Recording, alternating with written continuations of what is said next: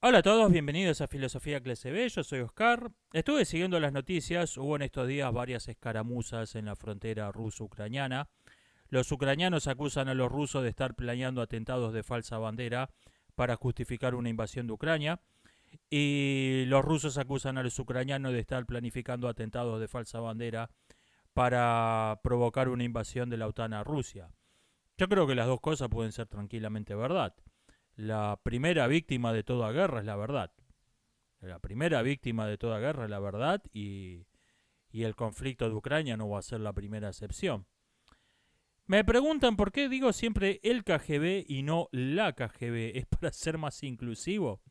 ¿Cómo están les chiques del KGB? Acá andamos torturando les prisioneros. Eh, Aunque la KGB está avalado por el uso, la K de esa sigla significa Congreso. Por lo tanto, el KGB me parece que es más acertado, más atinado. No es un asunto interesante esto. Me dicen que la presencia del Fazi, esta hacha con un atado de varillas en torno en el monumento a Lincoln, puede ser una referencia a que Lincoln era leñador. Es verdad, no lo había pensado. Otra cosa rara en ese monumento es que está sentado Lincoln. Esto se debe a que ese monumento fue hecho por ex esclavos. Y esta idea del estar sentado como símbolo de poder es muy africana. Y fíjense que va en contra de una larga tradición escultórica occidental. Generalmente al prócer se lo representa a caballo o parados apuntando, me parece que queda por aquel lado. Eso de estar sentado como símbolo de autoridad, muy africano. Es otra cosa curiosa de ese monumento. Me dicen que en las películas donde hacen un cambio de raza de un personaje, están asumiendo que ser negro es un insulto. O sea, vamos a degradar a este personaje, vamos a tirarlo por el piso, vamos a hacerlo negro. ¿Sí? Es esa idea. El,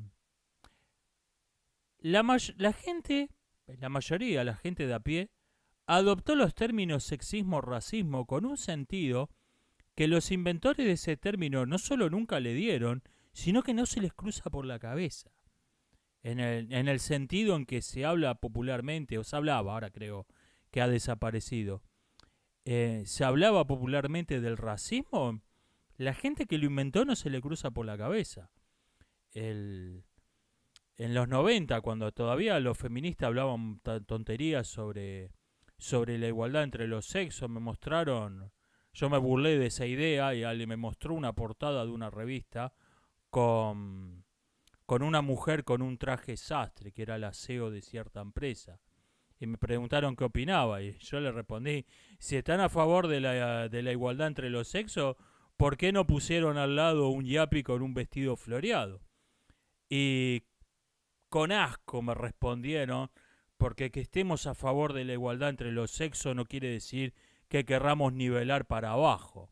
O sea, para esa gente que las mujeres son abajo, es algo que no se les ocurre poner en duda, no se les ocurre, ni siquiera se les cruza por la cabeza, ni siquiera entendieron lo que estaba diciendo yo. ¿Cuál era el punto de lo que estaba diciendo? Es, la ley de gravedad es un invento del imperialismo británico, pero que las mujeres son inferiores no se discute, no, eso ya se habla boludeces. Esa gente piensa así. El, con esto, con los cambios de raza de los personajes, sí. Vamos a hacer a Superman negro, es como vamos a pintarle un bigote a la Gioconda. Es destruirlo por completo, ser negro. Es esa idea. Eh, Me preguntan, ¿cuánto va a tardar a que haya películas con Adolfito como víctima? Pregunta con sarcasmo. Teletiempo, respuesta sin sarcasmo. En 100 años va a haber películas donde los nazis sean los buenos. En- Hay gente que tiene un extraordinario doble estándar para juzgar los hechos históricos, para juzgar su realidad presente. Hay gente que no quiere en su país un tirano por nada del mundo, y cualquier acumulación de poder en un líder carismático la ve con desconfianza. Esto esto no me está gustando, te escribe novelas, filma películas alabando a Alejandro de Macedonia. Es un doble estándar extraordinario. En 100 años, en 100 años va a haber películas donde los nazis sean los buenos. Y alguien diga, oiga, pero esos tipos hacían jabón con seres humanos. Eran las costumbres de la época, por lo tanto estaba bien. No, probablemente yo no viva para verlo, probablemente, por ahí sea más rápido de lo que pienso. Pero como mucho en 100 años va a haber películas donde los nazis sean los buenos de la película. Como hoy hay películas donde los vikingos son los buenos. Me preguntan, hablando de los bárbaros por la miniserie con ese título, ¿qué pienso del conflicto mapuche? Yo niego que haya un conflicto mapuche. Los mapuches como entidad política dejaron de existir en el siglo XIX. Existen los mapuches como grupo étnico, no como tribu, no como organización política. Eso, el llamado conflicto mapuche son narcoguerrillas usando un discurso aborigenista como pantalla, que por cierto ni siquiera es algo nuevo. Esto ya se hizo antes en Centroamérica primero con la terrorista y premio Nobel de la Paz Rigoberta Menchú, y después en México en los 90, donde la narcoguerrilla inventó al subcomandante Marcos para vender camisetas, los mismos pelotudos que usan camisetas con el genocida Ernesto Guevara, y después abandonaron esa careta. Listo, ya está, ya tenemos suficiente poder, se mostraron como lo que era realmente. Abandonaron esa careta de aborigenismo. Y esto mismo es lo que está pasando con el conflicto mapuche. Lo que está ocurriendo en Argentina y Chile es que parte de los territorios de nuestros países están tomados por narcoguerrillas, financiadas por el narcotráfico y vinculadas a partidos de extrema izquierda. No hay un conflicto étnico. No existe tal... Respuesta, niego que exista tal cosa como un conflicto mapuche. No es un conflicto étnico lo que está en juego ahí. Me dicen que el coeficiente intelectual no mide la inteligencia. No. En los resultados de los test que se hacen dice inteligencia, y salvo que alguien diga, lo cuestione, nadie pone en duda que eso está midiendo la inteligencia. No. Que el coeficiente intelectual no se trata de la inteligencia, no está pretendiendo medir la inteligencia. Es como que el feminismo busca la igualdad. El feminismo es igualdad. Sirve para no hacerse cargo de lo que están diciendo realmente. En el mismo sentido me dicen que el coeficiente intelectual se usa para individuos, no busca medir la inteligencia entre dos grupos humanos, lo cual es lógicamente incoherente. Si yo uso una cinta métrica para medir la altura de una persona, puedo decir que Pedro es más alto que Juan, y haciendo estadísticas de grupos de personas y viendo cuánto miden en promedio, puedo decir que los tehuelches son más altos que los pigmeos. Y si no puedo decir esto, si no puedo hacer estadísticas que tengan algún valor, es porque la cinta métrica no sirve. Si no puedo decir que los tehuelches son más altos que los pigmeos, entonces esa cinta métrica no sirve, tampoco puedo decir que Pedro es más alto que Juan. O sirven los casos particulares y sirven las estadísticas generales, o no sirve para nada. Una de dos. No hay instrumentos de medición que sirvan en los casos particulares, pero que no tengan validez estadística. Una o la otra. O sirve o no sirve. Punto. Esas son las opciones. Me dicen también sobre el tema del coeficiente intelectual que si no se pueden hacer estudios en humanos, entonces la medicina sería una pseudociencia. Y yo creo que el 90% lo es. Yo creo que el 90% de lo que se vende en las farmacias es curanderismo. Hay los antibióticos, las verdaderas vacunas, los suplementos alimentarios, se cuentan con los dedos de una mano los inventos medicinales que tienen una base científica y que han demostrado servir para algo.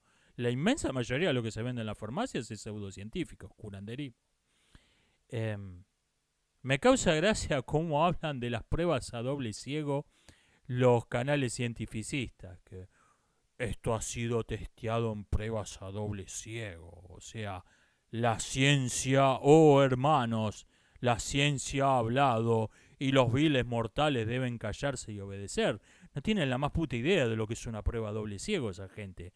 La prueba a doble ciego consiste en que se toman muestras cuando no se puede medir una relación de causa y efecto.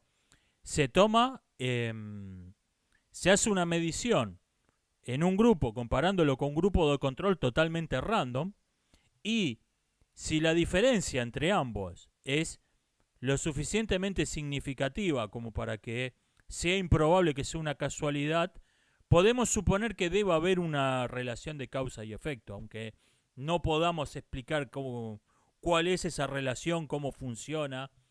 Eso es la prueba a doble ciego. O sea, si comparamos el método científico a una valijita de herramientas, las pruebas a doble ciego vendrían a ser un destornillador chino torcido. Es la más chota de todas. Es el... Cuando vos mirás la valija de herramientas y no encontrás ninguna otra que te sirva, voy a tener que usar esta. ¿Qué le vamos a hacer? Bueno, esas son las pruebas a doble ciego. Pero esta gente, pruebas a doble ciego, esto es ciencia, muy importante.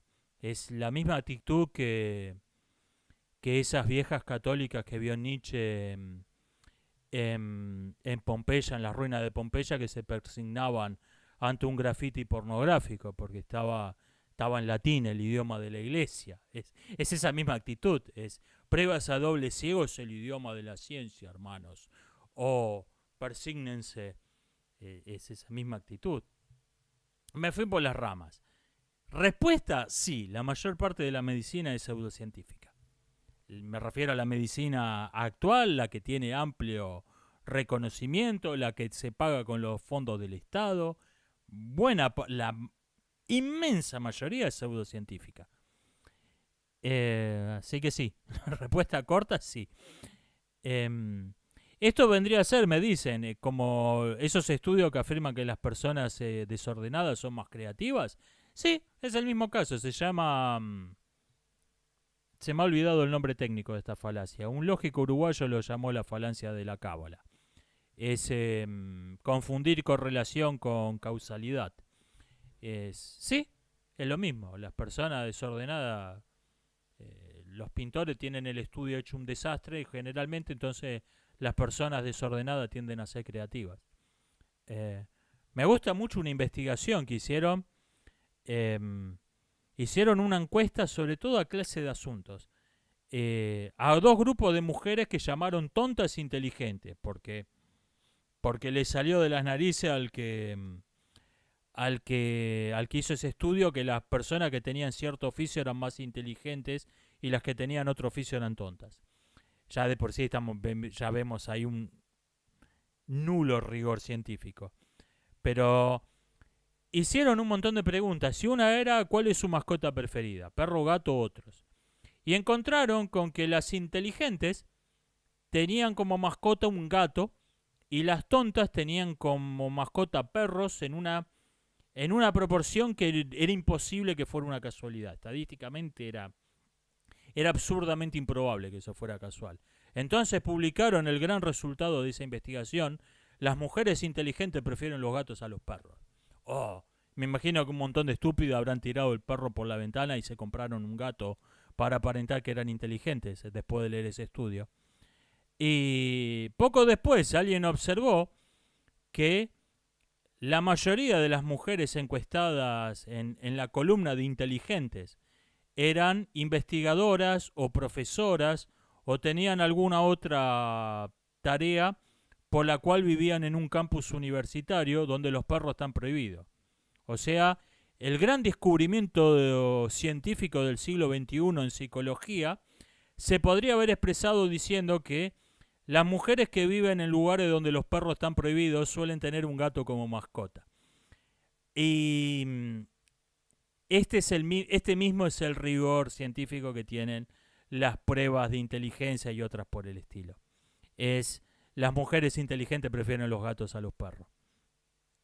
Divido el video en dos, nos vemos en la segunda parte.